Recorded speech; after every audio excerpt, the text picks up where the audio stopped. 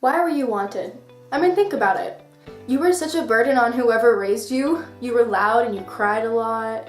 You were another mouth to feed. You costed so much money. And if you had siblings, that number multiplied.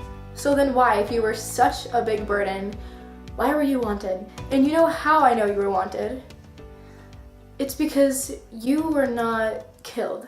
Because apparently nowadays, if somebody is unwanted or unloved, they are just better off dead. At least according to Alabama State Representative John Rogers. And it sounds extreme, I know, but just listen to what he has to say. Some kids are unwanted. So you kill them now, kill them later. You bring them in the world unwanted, unloved. Then you send them to the electric chair. So you kill them now, kill them later. Let me start by saying this. There is no such thing as a person who is unwanted or unloved.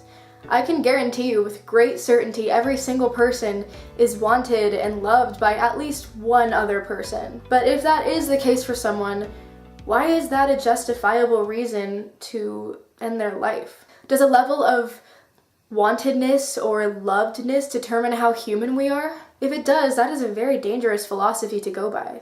Because if we start dismissing groups of humanity and say that they aren't human, we will eventually get to the point where we've stripped everyone from humanity and we would have nothing left. And this kind of thinking creates a giant snowball that is rapidly tumbling down a hill that is also a slippery slope. It's all of the things that could go wrong. An example of this happening in history is what Hitler did in the Holocaust. He took a group of human beings, the Jews, and said, yeah, you're not really humans anymore, so we're just gonna kill you off, and it'll make the world a better place. Obviously, what he did was absolutely horrendous, but we've learned from this. We've learned that we can't just take apart humanity, and we've learned that we have to treat each other as human beings. Unless, of course, you are unwanted. Think of it this way. You're walking up to a job interview for your dream job. You've waited your whole life for this moment, and you are so excited. And when you get in there, you are absolutely crushing it. You're on the top of your game, and you are so excited to start a new chapter of your life. And then the interviewer goes, I'm sorry, you're just not a good fit for us. We don't want you here. So the electric chair is that way. You can just walk yourself over. I'm sure you understand. This is for the best. Obviously, that is an insane example that would never really happen in real life. So then why is it happening? Why are we saying that it's okay to kill a person who is unwanted? And what does that say about humanity? Isn't it our job and our duty as members of the human race to love and protect each other?